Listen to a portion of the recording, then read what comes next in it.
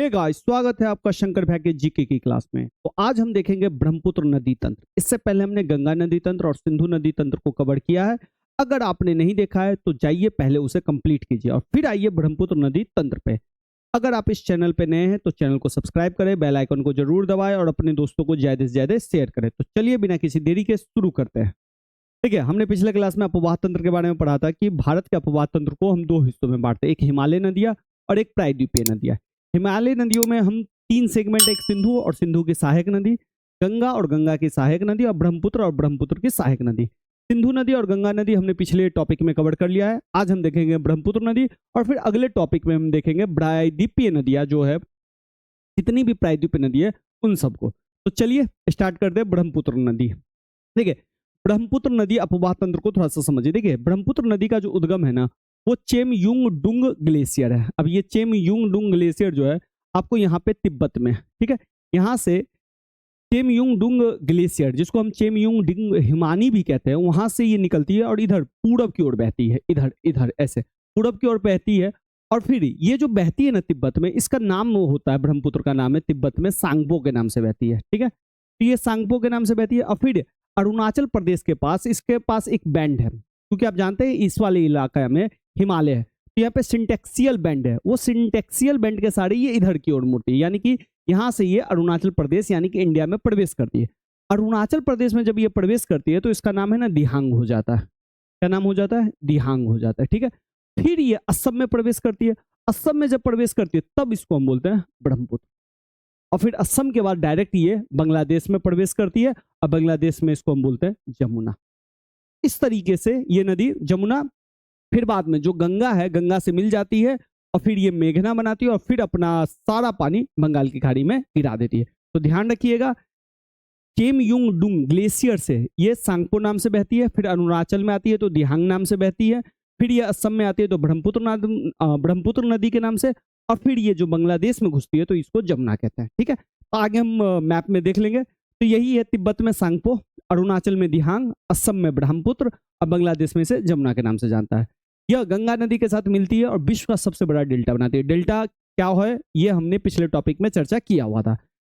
तो अच्छा, ये ध्यान रखिएगा कि गंगा नदी के साथ जो डेल्टा बनाती है उसका नाम है सुंदरबन डेल्टा। बहुत इंपॉर्टेंट फैक्ट है, कई एग्जाम में पूछा गया है। ठीक है, अच्छा, हमने गंगा नदी पे आपको पिछले क्लास में बताया था कि बनारस यानी कि वाराणसी से हल्दिया तक जो राष्ट्रीय जलमार्ग 1 है, राष्ट्रीय जलमार्ग 2 जो है ब्रह्मपुत्र नदी पे, और ये है सदिया से धुबरी तक। तो ये भी ध्यान रखिएगा, बहुत इंपॉर्टेंट है।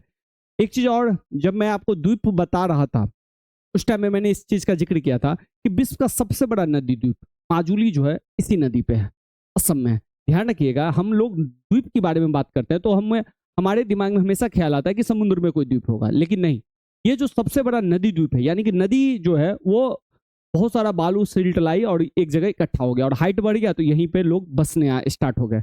तो ये जो सबसे बड़ा नदी द्वीप है, नदी के अंदर, ब्रह्मपुत्र नदी के अंदर जो द्वीप है उसका नाम है माजुली, और जो कि है असम में।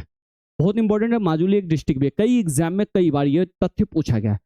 ठीक है, अब आते हैं ब्रह्मपुत्र नदी की सहायक नदी। सहायक नदी जो मेन नदी में मिल जाती है उसे सहायक नदी कहते हैं। दाया तट, बाया तट आपको मैंने पिछले क्लास में भी बताया हुआ था, देख लीजिएगा। अगर नहीं पता है तो कमेंट में जरूर बताइएगा, अगले बार में कंप्लीट कर देंगे। ठीक है, दाया तट पे जो है सुबनसिरी, कामेंग, मानस और तिस्ता मिलती है। उसी तरह बाएं तट पे दिबांग, देखिए दिहांग नहीं है, दिबांग एक अलग नदी है।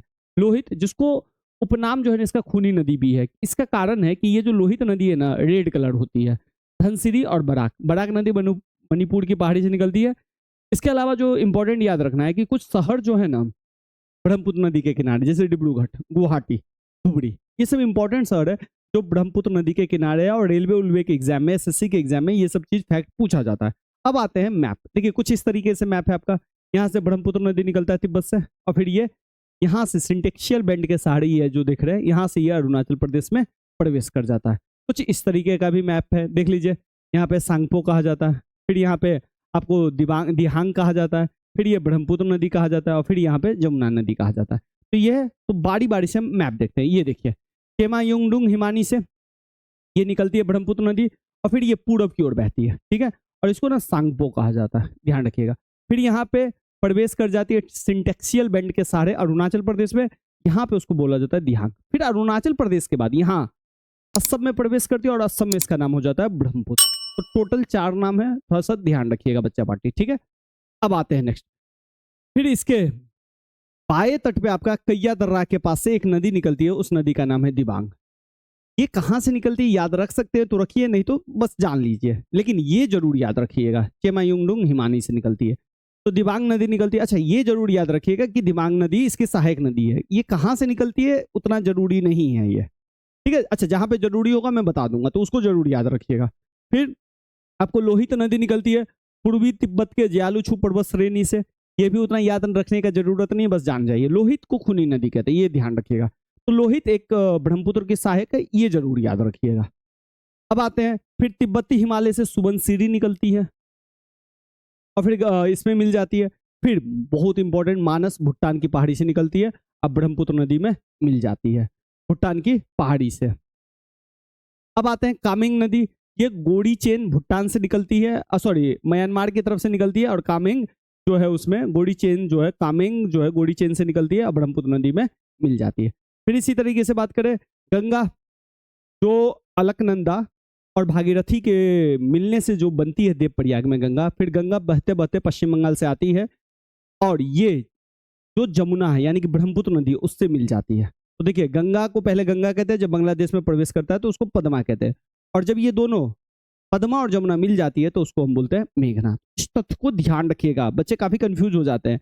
फिर से मैं बता रहा हूँ, ब्रह्मपुत्र नदी अरुणाचल प्रदेश में सांगपो के नाम से बहती है, ये ध्यान रखिएगा। फिर ये अरुणाचल प्रदेश में दिहांग नाम से, फिर असम में जो है ब्रह्मपुत्र के नाम से, और फिर जब ये बांग्लादेश में प्रवेश करती है तो ब्रह्मपुत्र नदी को बोलते हैं जमुना नदी, ठीक है। यहां तक याद रखिएगा। फिर आते हैं, इधर से भागीरथी नदी आती है, अलकनंदा नदी आती है, देवप्रयाग में मिलती है, उसको हम बोलते हैं गंगा। गंगा नदी आती है पश्चिम बंगाल में, पश्चिम बंगाल के बाद वो बांग्लादेश में प्रवेश करती है, ठीक है। ऐसे ये एक हुगली धारा भी बढ़ जाती है, इसको मैं पिछले टॉपिक में पढ़ा दिया हूं, आप देख लेना। बांग्लादेश में जब ये प्रवेश करती है तो उसका नाम हो जाता है पद्मा। किसका नाम हो जाता है? गंगा का नाम, ठीक है, पद्मा हो जाता है। इधर ब्रह्मपुत्र का नाम क्या हो जाता है? जमुना नाम हो जाता है। और पद्मा और जमुना जब मिलती है तो वो बन जाती है मेघना, ठीक है। और यहीं पे दुनिया का सबसे बड़ा डेल्टा बनता है, ठीक है। तो इस चीज को ध्यान रखिएगा, ये है इंपॉर्टेंट, थोड़ा इससे जरूर याद रखिएगा, ठीक है बच्चा पार्टी। पाए तट पे दिबांग, लोहित, धनसिरी, पराक मिलती है, ठीक है। इसी तरह दाएं तट पे सुबनसिरी, कामेंग, मानस और तीस्ता नदी जो है इससे मिलती है। तो चलिए आज के लिए इतना ही रखते हैं। अगर आपको अच्छा लगा तो सेशन को लाइक कीजिए, कमेंट करके हमें बताइए और ज्यादा से ज्यादा दोस्तों को जरूर शेयर करिए। धन्यवाद।